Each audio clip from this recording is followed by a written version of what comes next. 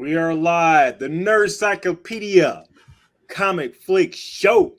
What's going on with you guys? I am your host, DP Brown, and I got my friendly neighborhood cohorts with me today. The Michael DOOZY is in the building. The Steel City Hitch is in the house. In his house, you know, he's in the building in the house. I'm out in the neighborhood and everything. I'm downstairs. He's downstairs, all somewhere in our locations, Coming from the basement. All right, so let's get some quick house cleaning out the way. So if you are going to nerdcyclopedia.com, disclaimer, it is going to be some explicit content, some gasms in this show. This is not our normal Nerdcyclopedia, CBBS, crazy Marvel, this is some explicit, some crazy stuff here, but we'll get into that. Okay, so nerdcyclopedia.com, people, make sure that you're going into our website and getting all your favorite on all our favorite social media platforms. At Nerdcyclopedia, we are on Twitter, Facebook, and also on Instagram. Make sure that you are joining our Facebook group when you're on there, and also subscribing to our YouTube channel. So anytime that that we're on, that we're on by hitting that notification button. When we're on our Facebook group, make sure that you are interacting, sending us some memes, sending us some some crazy stuff and everything. We got some really good stuff on there. Send us some feedback, nerds@nerdcyclopedia.com. If you are listening to us on your smartphone, on your radio and everything, we are on iHeartRadio, TuneIn, Spotify, Google Play, Stitcher, anywhere that you listen to your favorite podcast, we are there. And most of all, as I said before, nerds@nerdcyclopedia.com. We are loving your feedback. Gotta promote CBBS. Carbonite Bounty BS, a comic flick show. We just got finished. Gotta watch that replay of the Obi-Wan Kenobi season or series finale. You never know. Some good Star Wars content right there. We'll be back in a couple weeks. We'll be talking about the next few issues of the Darth Vader series. So we'll be on issues, I believe, 12 to 16, something like that. I forget the numbers, but we'll be into the next batch of stuff going all the way up until when Andor premieres in August. So definitely catch us, with that. And of course, we're always talking about your favorite Star Wars stuff. So definitely leave us some feedback as far as that. So let's get on with the show, people. Yay! We got a doozy of a show. They had me watching this thing 2 times to take it all in. It was just some crazy stuff. And I got to say, guys, I'm going to start this off here. This was one of the best boys episodes I've seen in since the series started and everything. It had your it had your love sausage. It had your suspense. It had some really good action. One thing we really don't get on The Boys is a lot of physical superhero action, even though the show is about superhero suits, but we get them more or less in the the corporate stuff. With this episode, we got a head-on brawl with Homelander, Butcher, Huey. It was just some crazy stuff, not to mention the Herogasm right there, the crazy stuff. I thought this episode was just fantastic for what it was. Best episode of the season so far. What are we thinking about the episode, Hitch? I know you just now finished watching it. Yeah, I made the mistake of watching it right before we went live, so I'm still in shock. I haven't had time to process it. If just someone had a car crash, oh, what happened? Oh, it was a big loud bang, and then all of a sudden, I think that this show is always testing the limits of what it can get away with, and having this Vermont bed and breakfast for soups that's just an enormous orgy is hilarious. Man, just such a funny idea, and they execute it with the normal, balls to the wall, recklessness that I really have come to expect from this show. So kudos to them for not flinching at the last second and actually bringing the Olympic-sized swimming pool of jizz that apparently Marvin ran into.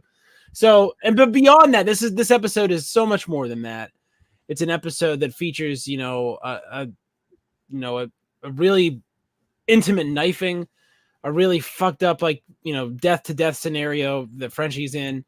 And beyond that, Huey and Butcher are just shooting up drugs and making a mess of their lives with what they think are superpowers, but probably,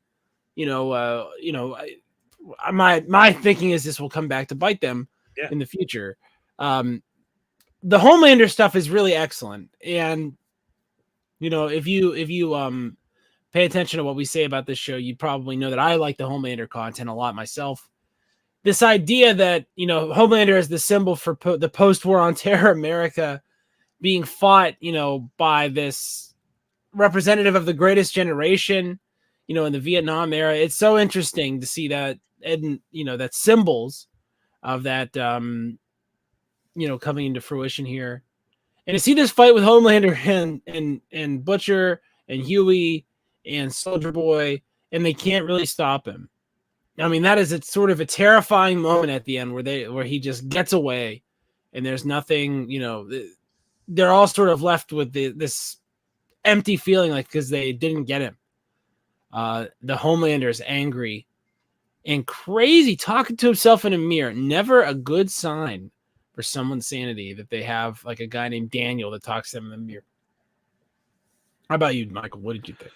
So I'm gonna go on the level of you guys and like Sam and like this episode. Not only am I going to say this is the best episode of the season, it's the best episode of The Boys, and it's up there in like best episodes of like any show that I've seen. Not just because of the Herogasm and it's freaking awesome, but I mean from the very beginning, what you're getting into. Like they have the pre-warning. They tell you at the very beginning, hold on tight. We're gonna do something crazy.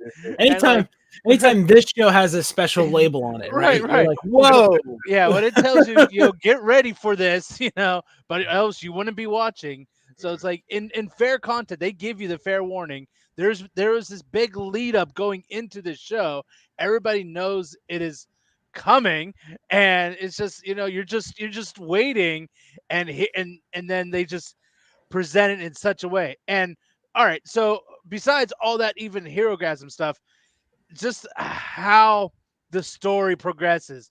Now you have a clear understanding of the characters and the directions that they're going, and just to see the actual Homelander fight, like, because you always see, Homelander maybe in like some dream sequences or like fighting it, you don't actually see him trying to fight someone who is as strong as him, or three people, who are maybe not equivalent, but can at least hold their own against Homelander. So you finally get to see Homelander fight at his, at his best. Right. Also, too, I mean, and just finally the confrontation between Soldier Boy and Homelander that everybody's been waiting, and the Starlight coming into her own, and Black Noir. What's up with him now? He's going to be gone. Is he coming back? We're like, is he scared of Soldier Boy? Like, what is going on here? And just the development of Huey and the Starlight, and just like everything, the whole story, just all together. Now, I don't know how much, just the comedy of it all too. How they can bring in Bill Cosby as just this great American father. That's an American father right there. And then he can make a strong drink. I mean, come on. and Huey's reaction to that, he was like, "What?" Yeah, I was like, you might have missed a couple things. So I mean, just for them, just to get those little one-liners in. So they got the humor, they got like the storyline. They just nailed everything in this episode, and everything that you're looking for. I even went as far as the costumes. When MM put on his shirt, his TNT shirt. Yeah. Oh yeah, I went right online and tried to find that shirt, and we found it, and it is being ordered. So I will now have a creamsicle colored TNT happy hour shirt coming my way. So I'm very happy about that. Yes. Smile time. So I mean, everything was nailed. They always, everything always leads up to something, and then finally it pays off, and it's so good. So it's just amazing what they can do, and the freedom that they have. So I'm glad they did not hold back on anything here. No, this was like, it was like one of those episodes where they started pretty much hyped it up on like, social media and everything. This was going to be the banger episode. A lot of people who actually read the comics and stuff knows about Herogasm. It was actually its own like comic series, as like one of those. It was like a playoff of like a takeoff of like annual superhero events that usually happen every summer with like a Marvel and DC. They're big annual events where all the superheroes get together and do something and stuff. So I guess Garth Ennis decided, okay, well, we're going to do something. It's called Herogasm.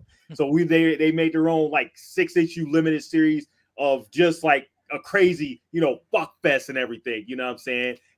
This. So and the way the series began, they tell the media that they have to take care of this off-planet thing that's really about to destroy like the system. So they're faking it to like the media that it's this big thing that they have to really take care of, and all the heroes got to come together and take care of this thing off-planet as if it was going to be a Secret Wars. And here they go to this private island. And Herogasm just commence, and everybody is just like in this it's crazy, man. If you guys end up reading the comics, I spoiled like a couple starting stuff. It's some crazy stuff that I even broached in that comic.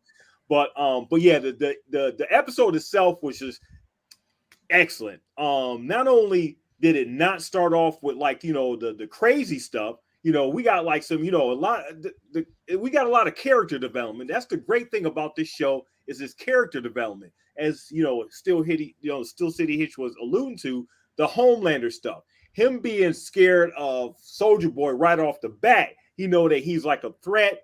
Knows something's going down with them. He know there's something from the past that he's not totally familiar with, but it's back. He has all like all he recognized all Soldier Boy's history and stuff.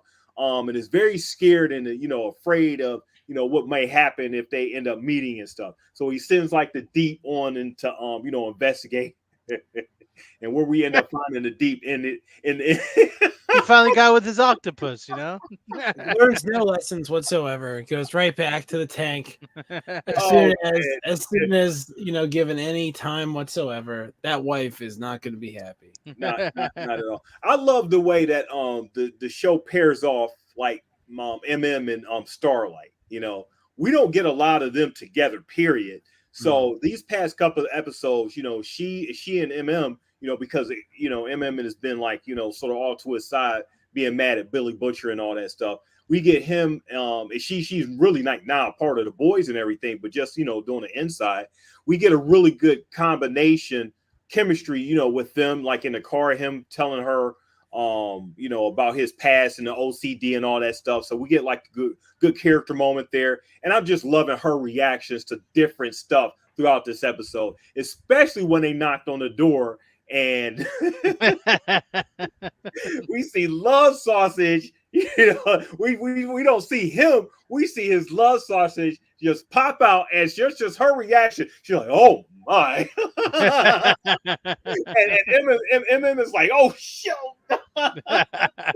We see like some craziness just come, from the door. You just know it was like, okay, this is about to be some some crazy stuff right there. So I was just loving the chemistry between them, and it's a couple other highlights throughout the episode too, A-Train and everything. So yeah. Yeah, like you don't know what they're walking into. Like, I mean, you hear about this show, but as long as you avoid all the spoilers or watch it Friday when it's released, you don't know what to expect, and you have this picture in your mind, and then all of a sudden it exceeds those expectations, and like you think they can't do that. Oh, they did that. Yeah, right? And it's they just keep doing it, and it's each room they go into something new, and this is a question amazing. I want to ask you guys, because I don't know how much you guys are on social media. This episode has been hyped up because Herogasm in the comics is just crazy. So with you guys, were you expecting what you were expecting, or was it just when you seen it, was it like that much more, that much less? How did you guys interpret? What were your feelings about that, Hitch? Yeah, I mean, I don't spend a lot of time on social media myself because I'm old, and I had a busy week last week, frankly. So I'll tell you that I didn't have a whole lot of an expectation as far as what to expect. I wasn't, I came into this kind of understanding what the word Herogasm probably meant. It's not like I was ignorant or couldn't connect the dots on that. But to see it all live, I mean, to see them sort of using their, abilities in this way and, not kind of knowing who's really a willing participant, who's staff, who's not, it's this idea. I love that, I've talked about on this show that powers are this symbol for money, you know what I mean? And how the wealthy can do things that the poor can't. They live a lot longer, they can heal from terrible injuries and maybe even be fine. Yeah. They're special. They want to fuck each other, I guess. But this is like, we see these retreats. I just read I read a library book, support your public library, this week about the Johnstown flood in 1889, and that was caused by an old earthen dam that was not constructed properly by a bunch of rich, steel magnates from Pittsburgh who made this crappy dam and refilled the lake and couldn't drop the water and ended up killing thousands of people in the valley. So I'm reminded of all of that as I watch this stuff happen, and I'm super excited to see what this show has like suspense in my stomach. Like I get this queer feeling in my stomach when Homelander shows up, and he's just like, and you can tell that something awful is going to happen. And he was like getting, he gets Annie out of there and then goes back. But it's just, it's a terrible idea for him to do that. And we see all this collateral damage from, Soldier Boy trying to get what he wants. And it's just, I think like Michael said, just a really great episode. But as far as like my expectations going in, yeah, I had none. So this is, I don't want to say it caught me by surprise, but it was something that was, like you said, an homage to those annual events like Giant Size X-Men or whatever, or the 52 Crisis on Infinite Earths or whatever that is, or the Phalanx or the Onslaught crossover from the 90s from X-Men, or, you're right. And what I like is that there's always this dark negative parody of something that's either a meta-contextual thing in comic books or, an inversion of the trope, like how Homelander's all about money, but Superman doesn't has no interest in funds. You know what I mean? I have this idea. So I think that Vought is definitely behind putting Soldier Boy on ice, right? Like 100%. And I think that it being Black Noir's plan means it was Stan's plan. Because I think we saw in that flashback, the Black Noir doesn't make a lot of plans. And of course he's on the run. He's on the lam. You gotta love that. Yeah. What about you? So I'm like I'm similar to Scott, except for I have no social media whatsoever, so I don't have anything. But of course I knew about this episode coming. So basically, like I know just from how the boys in the previous episodes were, but it exceeded my expectations of just the Herogasm part. Like it was like I did not expect that much, I guess. Like just like flying dildos, ice, heat, fire, flames, the termite guy's back. I just like I don't expect all these people just walking around nude and like okay I picture a Pornhub scene or like a Boogie Nights scene. Nope. This is way more than that. I mean, this is on the scale of 10 porn. It's just like it's amazing that they can. And I'm glad it's a streaming show because again, it gives them the ability to do this. And of course, this episode is made for the fans. This is a fan episode. We always talk about popcorn movies, theater movies.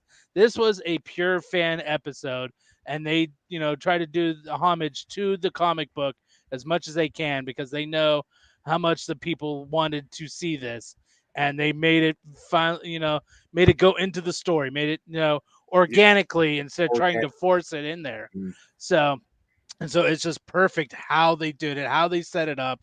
I mean, that's why it's such a great episode. They're not just trying to say, "Oh, hey, here you go, fans. Here you go. Here's your homage to this." No, it goes along with the story, and it keeps the story going, especially afterwards with the heroes being killed, people being killed.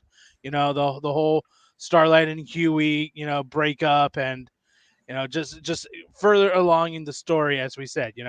It's a perfect scene to have Homelander and Soldier Boy meet in a situation. So it's outstanding how they did it, and like I said, so going back to the Herogasm, it's exceeded all of my expectations. I mean, like, again, I didn't read the Social Network, but it was just amazing to see what they're able to do and get away with, and I'm very happy that they did and they continue to do that. Yeah, on the social media side, it was some people like, okay, well, they hyped the episode as much as they did and didn't do enough or whatever. I'm like, okay, I mean, how much could you really? Right. How much more do you want? I guess, like, and just thinking about it, on The Boys, while you have like a lot of graphic stuff, you don't really get a lot of nudity. You don't really get a lot of lewd sex acts and everything. You get stuff alluded to, but you don't get a lot of that shown on the actual screen and stuff. While we've had nudity and all that stuff in like previous seasons, nothing to this sort, So I think they really bided their time. And that's like, excellent writing and excellent, storytelling, where they bided their time, even though Amazon probably just gives them free reign to do whatever you want and everything. They could probably do whatever they want. They focus so much on the story and the way they tell the story and the way they unfold events is so much appreciated in how we receive them and everything. Like, going through the whole Herogasm stuff, we get like a great moment with Huey and A-Train, A-Train, going back to when he killed his girlfriend and everything, and Huey confronts him on that and everything. And we're the A-Train, arc is developed to a point where he's now feeling, okay, well, I've done so much, and it was prefaced by Ashley in the when talking to him earlier in the episode. I've done so much that I need to be feeling sorry for some of the crazy stuff I did, namely, killing his girlfriend at that very first episode. So I thought that was a really great character development inside Herogasm, and we're seeing like all this crazy stuff going on in the background. We're focused on Huey and A-Train, but it's still all this crazy stuff going on in the background. So I thought that was like, super brilliant and everything. When Soldier Boy and Homelander finally meet, we get like a good slugfest, of them two going at it, Billy Butcher, taking it, the V stuff and actually being able to use it. And I thought it was this great scene with him with the red eyes and everything, and him Billy with his red eyes. And I thought it was this great scene with just them juxtaposed going at each other. That was such a great comic book scene. That's straight out of a comic book. Oh, every comic book moment has that, every Iron Man, Captain America, Yeah. It's the scene. The two combatants at each other at their strength of powers, right? Yeah. And link up, you know what I mean? That whole pushing against each other thing with the energy is something that you've seen in every comic book that's ever been ever created. Yeah, they always do that. And I thought that was a really great, like the way they portrayed that battle was really excellent. They kind of kept it really intimate by putting it inside. Yeah. So like nobody could run away, right. which I thought was really cool. We see Homelander is the most powerful one. Like Homelander is right, the most powerful one. I thought that was just to see that all proven out is really interesting. And these guys are all sort of on limited time with their powers, so like they're about to get less, far less powerful in the coming hours. So, time's on Homelander's side, even though he's taking a black eye. Some battle damage on Homelander, which is a new thing. Well, he's getting some stuff he didn't really expect. You see how he reacted to Billy when he found out that, he had powers and was able to do stuff to him. All that stuff was like an ambush him. So did we expect Homelander to be on his way? I guess Starlight did preface it. Homelander's on his way there. So, but Homelander didn't expect to come in actually fight Billy and Huey. Soldier Boy was who he was like, pretty much coming there to confront, and this to end up fighting all three of them and to be sort of like, taken down. We're really seeing how powerful Homelander is to even escape all three of them. I love the way they do like the effects, and it's minimalist. Whether you have Homelander just zipping out of there, or you have A-Train. I love A-Train's, the his sound that he makes when he runs fast, and the effects are going fast. Way better than what I've seen in like the Flash movie, even the Flash TV show. Come on now, you guys got to take some notes. If you had these characters around for so long and you're letting the boys come and do something, just defeat you as far as like the effects and stuff. Come on now. A-Train stuff is just far and beyond the best Flash, oriented CG stuff. Right. And they're not working at the budget of Warner Brothers, they're not working with that budget. So what they can do, that's also too why you don't see all these superhero fights every episode, because it costs a lot of money to make that. Right. So it's just like, okay, we're going to put a lot in this episode. Our budget is going into episode 6. So you're going to have a lot of storytelling in some of the other ones. So it's just such a great episode all around. As you said, the A-Train with the A-Train Huey and the Herogasm. It's just like you start to feel for A-Train when he gets told, how he should be and how they've been covering up for his mistakes. And A-Train is like this lost individual right now, and now who knows with his heart? He probably exploded. Who knows? Yeah. I mean, I'm glad they gave him that, sort of Achilles heel and everything. Mm-hmm. And actually, it came back to he was so mad, with I forget his name. What was his name? Blue Hawk. Blue Hawk. Yeah, Blue Hawk. He was so disenchanted with him and everything. He just did the boys thing and just dragged them on the road. That is such a boys. That is just, oh my goodness, man. That was a great scene. Mm-hmm. That's crazy. And it was so, and for him to like risk death to do it. I mean, he's so angry, and he's just like not going to take, he's pressed beyond his breaking point for what he's willing to accept. And he's like, you know what? If it kills me, it kills me. That is what it is. Right. And you gotta love that storytelling, to take that risk and maybe make me think he's gone. Yeah. Right. It sure did look like they were trying to kill that guy, but it's a superhero. They can bring anyone back. They can make him a zombie next week. It's a comic book. Who knows? Yeah, exactly. Great. It's cool. He's a zombie A-Train. He's Z-Train. Z-Train. Z-Train. It's a Z-Train. Oh my god. And everything. And then how about like the end of the episode where I think really things start jumping off. Starlight starts revealing herself as Annie January and everything. And what I loved about that scene was like all the comments. I had to watch like about 2 or 3 times just watching the comments that people were making. It was in like real time and everything. Like Homelander, we gotta fight for what's right and everything. Fuck this, and just different things that they were on side. They were siding on Starlight's side and reacting to the reveal of different things that was going on in like the. Well, those are her followers. Now wait till you see Homelander's followers. They're a little different demographic. Point, man. That's a little different demographics there. A whole different. Yeah. You're right. Different audience. You got to know your audience. Eventually somebody storms the castle when somebody uprights. Oh man, we know Stormlander. He got like a lot of really great followers in the show and in real life. But yeah, I thought that was a really great way to change like the dynamics to sort of up the escalation and stakes of the show itself. So these next 2 episodes, which I think are going to be like the last 2. It should be a doozy, coming up on the end game for the season and stuff. And, just the season period, I mean, it's been no short of just really good stuff and content, for the episode. I think the only weakness, is the Frenchie and Kamiko stuff, which is still good, for the boys. Right.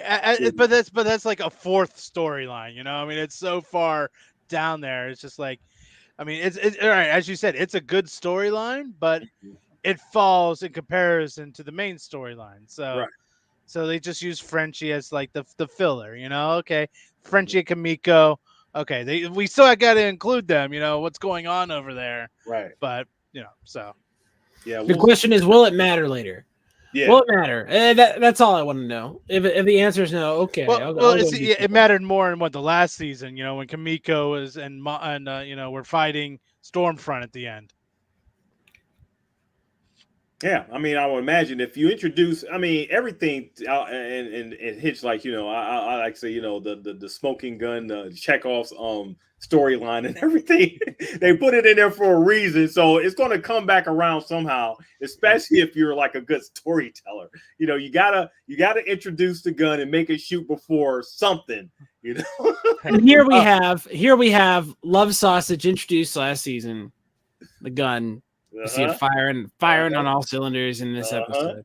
There we go. So, and you also got to appreciate how like firing on cylinders, huh? the little one-liners like, oh, Frenchie would love this, like, oh, yeah, right. Poor Frenchie misses the Herogasm, but he's been dying to see it this whole time. But they said it in two separate times, so Billy right. So MM said it, Butcher said it, right? That's what I'm saying. Like just the one-liners, right there, yeah. Right. As soon as MM said it, I'm like, Butcher better say it. Butcher better say it. Next episode they're gonna be, we saw Herogasm. He's gonna be like, what? You saw it? Oh no! Oh, so no. What was it like? Oh man, yeah. Please, you have to tell. This will be good. So I guess this was like what the 70th annual he was saying, and yeah, it started in 52 with Liberty. Yeah, so Soulja Boy started. He said, yeah, I started it. Me and Liberty started this back in 52. Back in 52, I love Soulja Boy, and I wish we could get more of him, because he is such an antithesis of the Steve Rogers Captain America we get in the MCU. They both talk with like the deep voice and everything, but everything about them is just so exact opposite and everything. I love the way Jensen Ackles is just playing him, and he provides that presence that you would think, okay, he's going to be doing the right thing, but no. no. And I like his reactions to when he forgets that he blacks out and stuff. He doesn't realize, what actually happens. What happened? And the one scene, Butcher, he just looked at him just like crazy and stuff. It's little things like that makes makes you appreciate the writing and everything, and sort of makes you sort of upset that you don't have enough episodes or don't expand episodes to sort of expound on that and stuff. But they provide little tidbits to keep us, into these characters, and the character development at the end of the day is just so special with this whole group period. Yeah, it's just amazing the writing that they continue to do. And I mean, it's just like, as we keep saying, they have the free will to do and write whatever they please. And it's just amazing that week after week. And as Hitch and I talked about it before, we want a 52 episode season, give me one every week. Yeah. Right. Because after, in 2 more weeks, what are we going to do? We're going to have to wait, another year, 18 months? Like, oh. Yeah, they do that to us. Right. But that's like I'm already hooked, man. I mean, the V's already in me. Come on, man. The temp V's already in you. Oh. Yeah. It's interesting as the boys alludes to this idea that it can go multi-generational, it can go fourth dimensional. If we have an unaging character, they can portray them in 1950, portray them in 1975, which they've been doing here. It's this a really interesting sort of inversion of what you would maybe see if you got a Captain America, like, let's say they use the real Marvel timeline, right? Which is he comes out in 1969 or whatever. And you could maybe see that progression. But you see this, again, this dark negative, right? Where all the stuff Steve Rogers says that's cool. Like, oh, hey, I really liked this, wholesome thing. Like, I like apple pie. And he's like, Bill Cosby was my dude. Like, we all rolled together. And he made strong drinks. You know what I mean? Like, that's like that darkened version of Cap's list from Winter Soldier, right? Where he's writing down, check out Nirvana or whatever, or Marvin Gaye. And so this is an interesting universe they've created that has the ability and the possibility to have as much depth as something maybe like even Watchmen does, where we've seen, DP and I covered Watchmen really extensively when the HBO show was out, and we went through the whole comic book, and we saw them go, span this enormous, length of time, and even have that expanded by the HBO show further in both directions. So just a really, really interesting, this is a really interesting opportunity for them to talk about World War II and to talk about, the Red Scare, and to talk about what the 80s was and how, we sort of all wanted to make a buck, all of a sudden. Like the greed of the 80s, like that's the decade of greed and stuff. It's also the decade I'm from, so I can't hate it all. So those are all really interesting concepts, and this show is really doing a great job executing on all those concepts they're introducing. Like we talk about Chekhov's gun, or Chekhov's love sausage, or Chekhov's, head popper, or Chekhov's, superpower drug, or, Chekhov's Homelander's bifurcated personality. Yeah. These guys are all messed up. They were tortured until they couldn't be broken anymore. Now they're broken on the inside. Yeah, I mean, let's talk a little bit about like Homelander's plight and everything. We get like two instances, like, sort of bookended with him talking to himself in the mirror, and him really learning a lot about himself and everything. And we get the insecure Homelander, and then I just love the way Anthony Starr comes up with, like, what did he say? He was like, come on, Tiger. He refers to himself as Tiger and everything, to where that, try to motivate him and say, okay, we got to cut this weak the part human out. side. Get the human side out of you. Get that out of you, because that's the weak part. It's sort of like messing you up here, And It's then that Machiavelli, right? Yeah. What have I been saying on this show? It is better to be feared than loved, because love is fickle, and fear. And Homelander's coming to realize this. Fear you can bank on.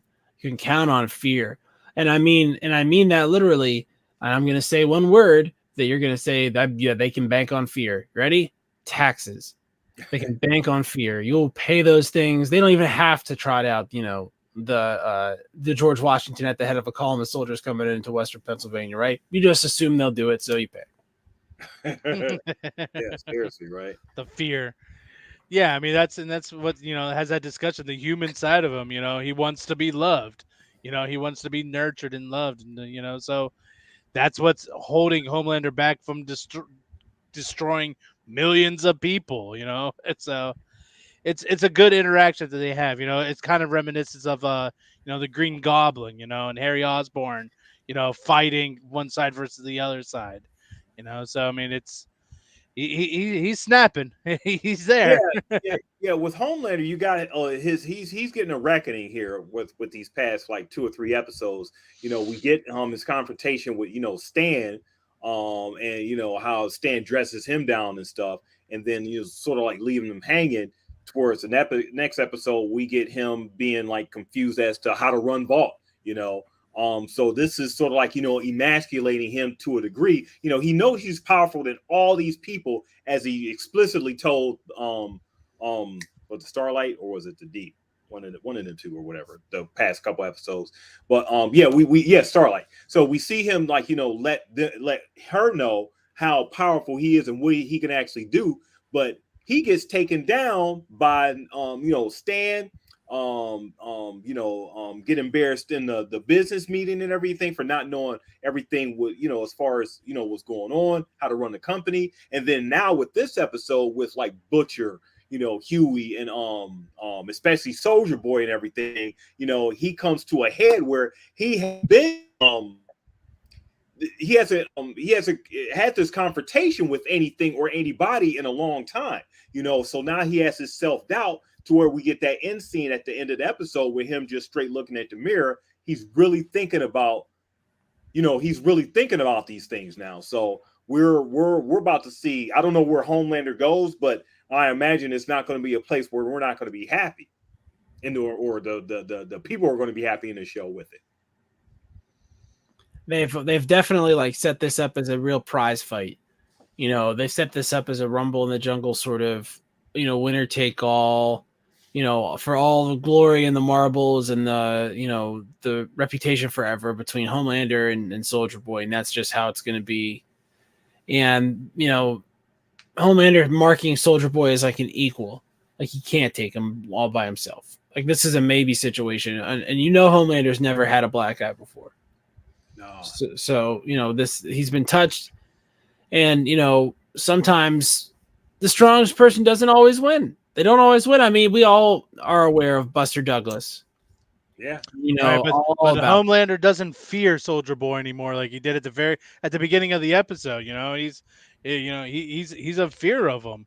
And now that he's confronted him and see that he can overpower him one-on-one, but then again, it goes back to the surprise of Butcher, you know, after he laser beamed Butcher, and then Butcher stands up later on. It's just like, oh, what did you do? You know, like what's going on here?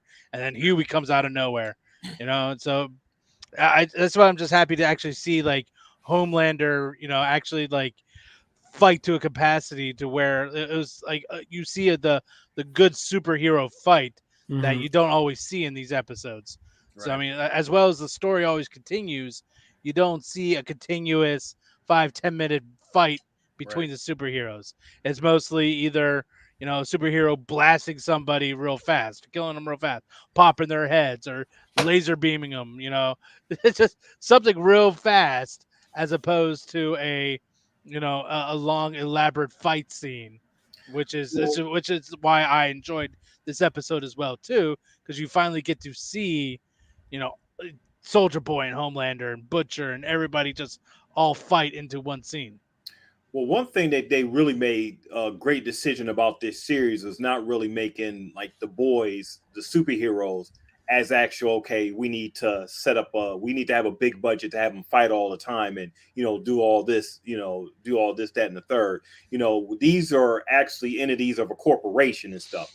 So they sort of stress those things, highlighting the heroism and within the corporation, selling like, you know, goods and products and stuff, marketing like, you know, these heroes. We get peripherals on like things they may have done, you know, but we don't get like a lot of great actions. We don't get a lot of action scenes with these people. You know, we just get their, you know, bits and elements of their powers.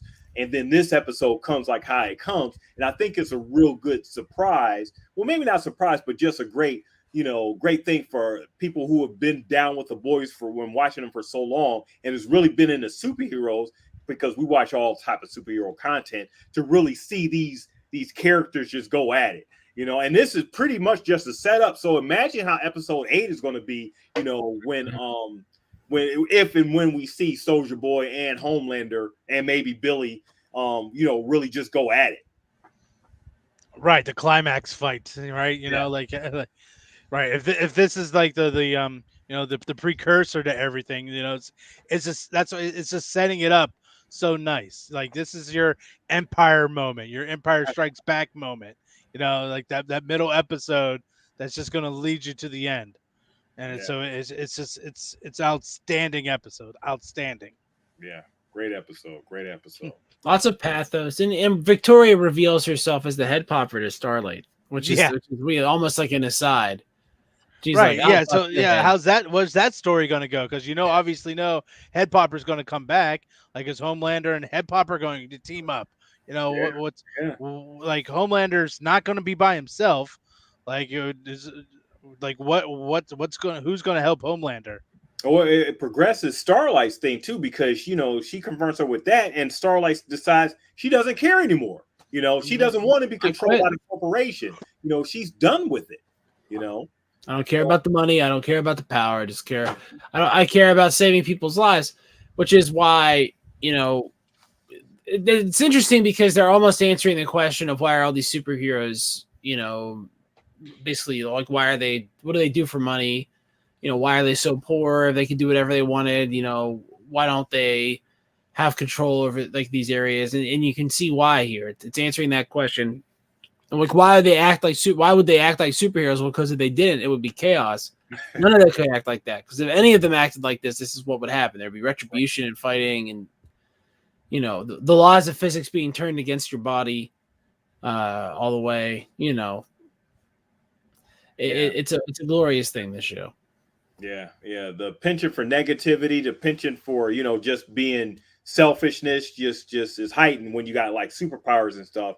And this is what you have. I think the thing that ends up just controlling them is the fact that they can be adored, the fact that they can make money, the fact that they can have this public just look at them a certain way and stuff. And I think with A-Train on one hand, he's finding out that things are just more than that. I'm sort of liking his art because he was such a dickhead for like these past few like seasons and stuff. And now for him to really see, okay, actions have consequences. You could say words and stuff, but actions have like consequences, and it's actually put a thing in him to say, okay, I'm not the dick like Homelander is. Actually, I am mad that this guy is doing something. I want to do something about it. So we get that, and I hope he's not dead, because I like to see that storyline. So he ain't going out like that. No, he's not going out like that. That's too easy. Right. There's not enough explosions and blood. He still got some running to do, Yeah, he'll be back. Yeah. But yeah, like to wrap up this episode, because it was just a great, phenomenal episode of The Boys. I really applaud like the writing as we refer to the character development, between everything, and obviously, to highlight the craziness that they go balls to the walls. Mother's Milk, he just gets a lot of milk on him. Some crazy. That old meme with the CSI Miami. I feel like that's one of those. He got a lot of milk on him. Hold up, as he got splashed with all that, that jizz and juice and everything, rolling down the street. Oh, man. The guy makes a comment, take that about my big brown teddy bear, something to that effect or whatever.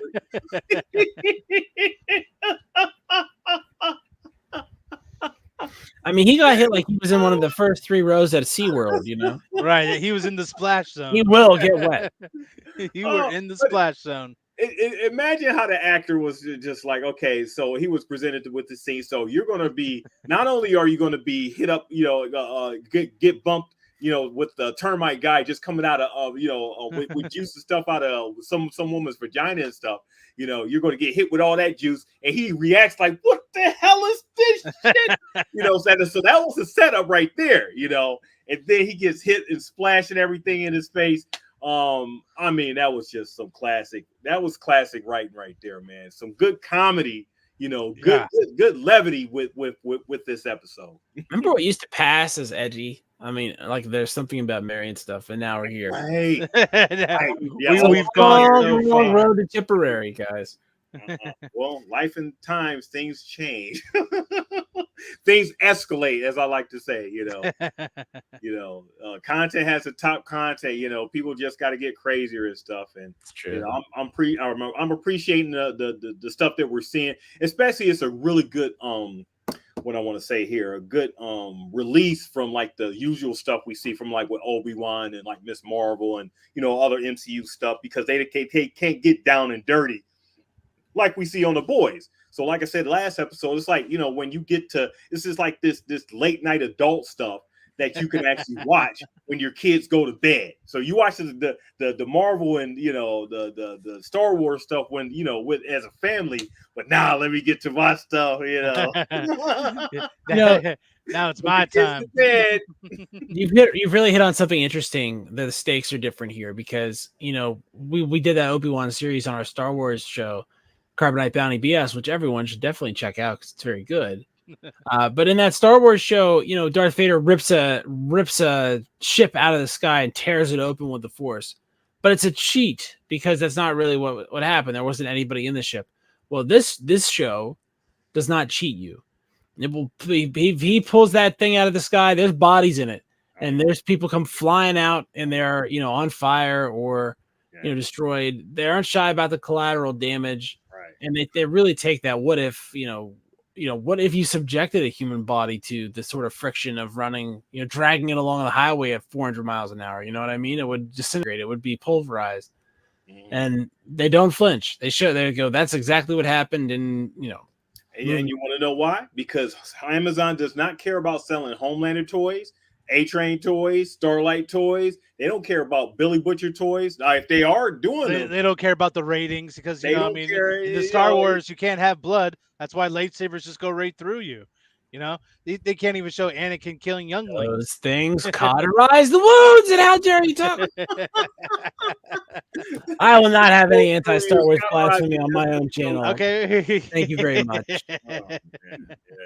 Now let me tell you all about Star Trek. No. Really get him up in arms against us. But fantastic episode, fellas. It was a really great one. Looking forward to, episode 7 when it comes out, Thursday. And, who knows what we'll see like next episode, but things are escalating. Soldier Boy is in there. Homelander is pissed. Starlight is like, what's going on? MM is like, how are we going to get back? And we need to get our other heroes like, Kamiko and Frenchie back into like the picture. Let's bring them back, so we could get them on the scene, whatever that's going on in that storyline, but I just can't wait to see like, what's coming on with like next episode. So make sure that you guys are going on to our website, of course, nerdcyclopedia.com. Make sure that you are joining us on Carbon Out Bounty BS when we come back in a couple weeks. So, we appreciate that. We'll talk about your favorite Star Wars stuff on there. If you got some, questions, we got answers for you. If you hit us up on like Facebook, and also on the Carbon Out Bounty BS Facebook group. So we love you for that. Leave us some feedback, nerds at Nerdcyclopedia. Give us some feedback and we'll spit it right back at it, right back out here. There he goes. Darth, the man, Darth. What did Obi-Wan say at the end of that fight there? Darth. Oh, well. That was some crazy stuff. All right, so we'll see you next go round. So we'll be here next week. I don't know if Ducci's going to be with us, but me and Hitch definitely will. So we will see you next week for episode 7. You don't want to do it Monday, so. Unless you're not doing it live. live. Yeah, that's right. We'll let you guys know when we'll be. It'll be sometime surrounding that weekend because the episode comes out on Thursday. We might end up doing it Friday, Saturday, one of those days and everything, But we'll definitely catch you guys next go round on the next episode of Nerd Psycho Comic Flick Show. Same nerd time, same nerd channel. Same time. All right, see you everybody.